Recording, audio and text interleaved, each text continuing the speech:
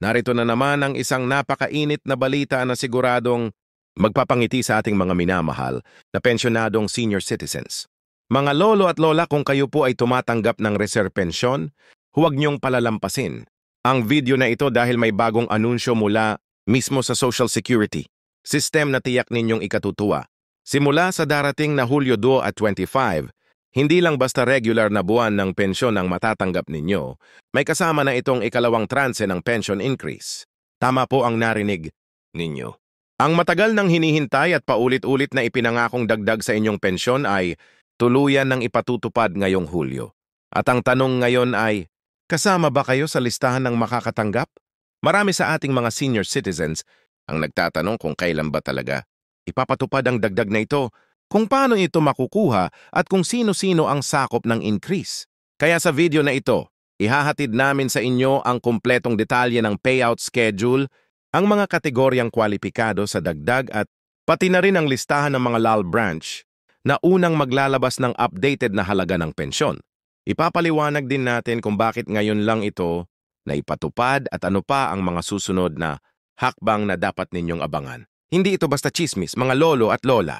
Ito'y kumpirmado na mula sa mga opisyal na pahayag ng SE.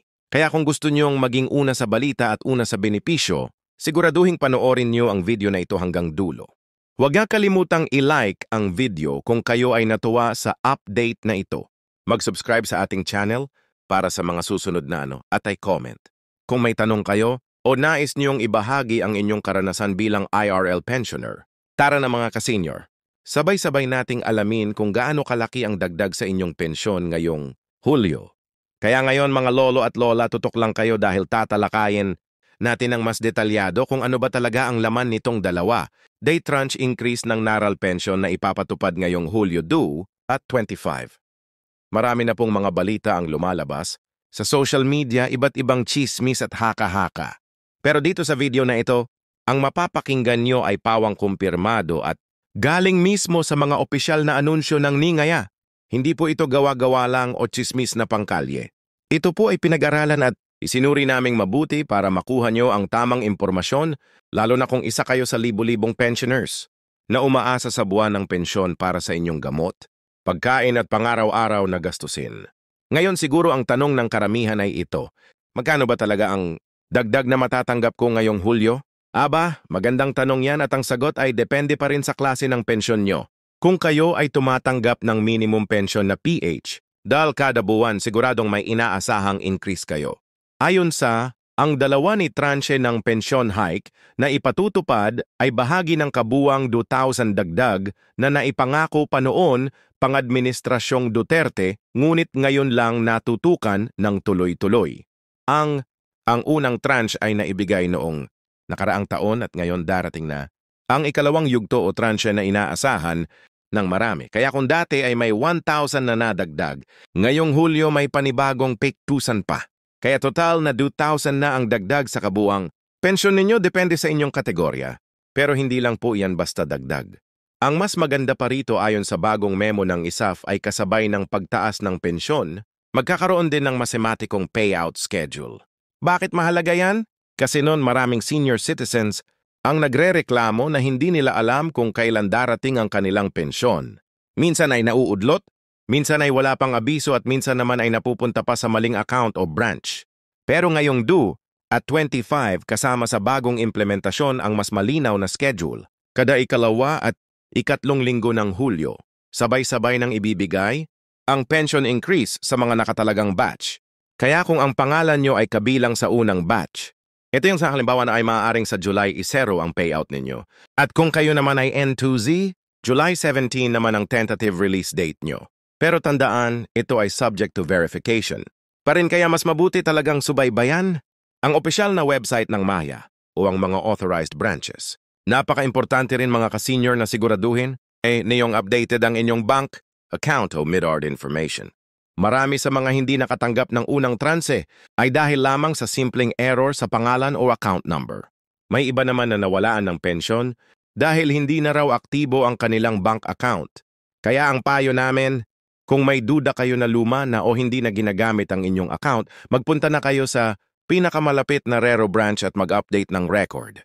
Hindi po iyan mahirap gawin. Dalhin nyo lang ang inyong umid, isang valid government, tulad ng senior citizen, at isang dokumento na magpapatunay ng inyong aktibong bank account, gaya ng passbook o bank certificate.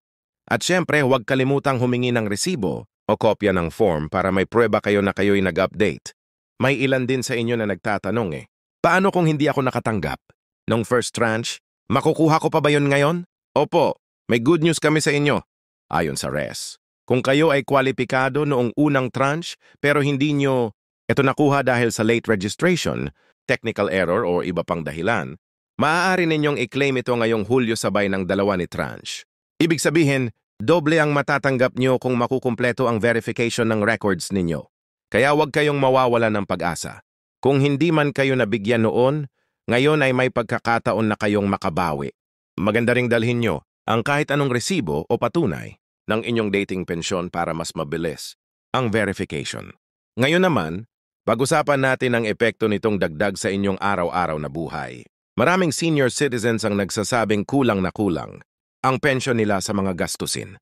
Totoo naman po yan. Sa mahal ng bilihin ngayon, ang isang ay parang isang araw na lang sa palengke.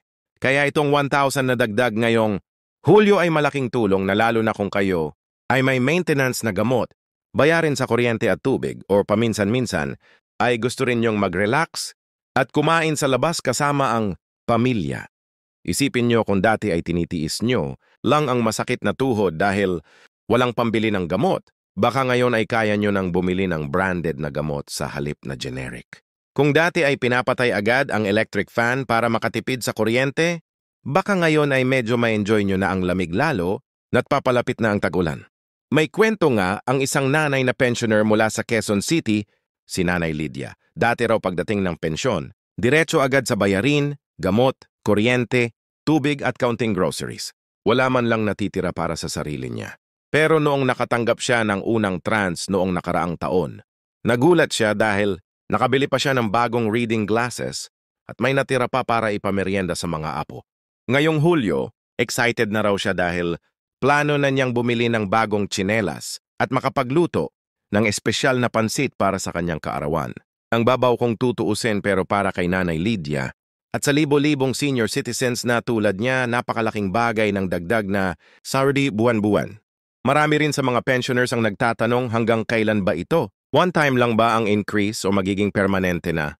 Ayon sa REE, ang dalawa ni tranche increase ay bahagi ng permanenteng adjustment sa buwan ng pensyon. Hindi po ito one time o temporary lang. Ibig sabihin kung dati ay tumatanggap kayo ng 6,000 kada buwan, ngayon ay magiging 7,000 na yan simula Hulyo at tuloy-tuloy. Na ito sa mga susunod na buwan, walang rollback, walang kaltas. Diretsong dagdag sa inyong buwan ng kita. Pero paalala rin ng ESA habang pinapataas ang pension benefits, sinisiguro rin nilang sustainable ito sa mga susunod pang taon. Kaya mahalaga na may kontribusyon din ang mga kasalukuyang miyembro para maipagpatuloy ang pagbibigay ng benepisyo sa mga kasalukuyang pensioner. Ngayon, baka may ilan sa inyo na nagsasabing, paano naman kami na voluntary member lang nun? Huwag kayong mag-alala. Basta kayo ay nakatanggap na ng pensyon at rehistrado bilang retire sa ilalim ng NES, kasama kayo sa pension increase. Hindi base sa employment status ang pagtanggap ng dagdag. Ang mahalaga ay kayo ay lehitimong pensioner na. Kahit pa kayo ay dating bay, dating housewife o dating self-employed na voluntary member, basta may pension na kayo ngayon, pasok na pasok kayo sa 2-day trance. At kung may kakilala kayong pensioner na walang internet, o hindi updated sa mga ganitong balita, pakishare na rin ang video na ito sa kanila. Mahalaga na lahat ay may sapat na impormasyon at walang maiwanan.